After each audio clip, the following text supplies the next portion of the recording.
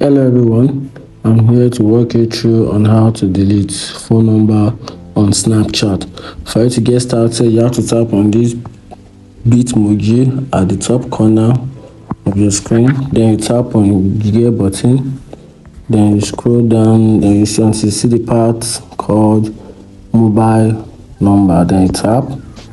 Then the only way for you to delete your mobile number of Snapchat is by clearing off your old phone number. Then you replace it with a particular new number. So I'm gonna type, let's say 081. I'm just gonna put random number. Then with this number, I'm gonna tap on verify.